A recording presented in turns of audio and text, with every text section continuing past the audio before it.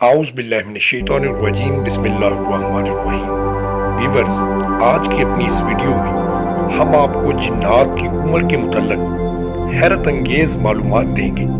लेकिन इससे पहले अगर आप हमारे चैनल पे नए हैं, हमारे चैनल नॉलेज पल्स को सब्सक्राइब करें और बेल आइकॉन को भी दबा दें ताकि हमारी हर नई आने वाली वीडियो का नोटिफिकेशन आपको मौसूल होता रहे। नाज़रीन, इसमें कुछ शक नहीं कि जिन्नात, जिन्हें शयातीन भी कहा जाता है, इंसानों की तरह वो भी मर जाते हैं, क्योंकि अरशाद बारी ताला है हर चीज़ जो इस ज़मीन पर है फना होने वाली है और सिर्फ रब्बे करीम की ज़ात बाकी रहेगी। सही बुखारी में इब्ने अब्बास रज़ी अल्लाह अन्हु से मरवी है कि रसूलुल्लाह सल्लल्लाहु अलैहि वसल्लम ने फरमाया, मैं तेरी इज्जत के जरिया पनाह चाहता हूँ जिसके सिवा कोई माबूद नहीं, जिसको बिल्कुल भी फना नहीं।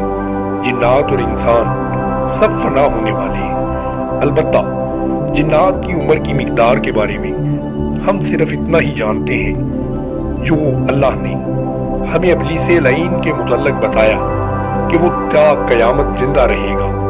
शैतान ने कहा था कि मुझे उस दिन तक मोहलत दे जबकि ये सब दोबारा उठाए जाएंगे, तो अल्लाह ताला ने उसको मोहलत अता फरमाई।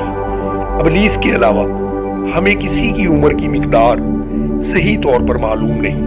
हाँ, ये ज़रूर है कि उनकी उम्रें इंसानों की उम्रों से कहीं ज़्यादा लंबी होती हैं। ये बात कि वो मरते हैं इससे भी मालूम होती है कि जब हज़रत खालिद बिन वलीद रज़ी अल्लाह अन्हु ने उज़्ज़ा, जिसे अहले अरब पूछते थे, कि शैतान को कत्ल कर दिया था, नीज एक सहाबी ने एक जिन को मार डाला था जो सांप की शक्ल में आया था।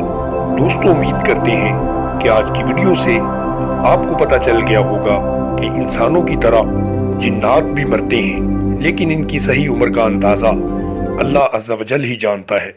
अगर आपको हमारी वीडियो पसंद आई हो तो वीडियो को लाइक करें और हमारे चैनल को सब्सक्राइब कर दें। शुक्रिया।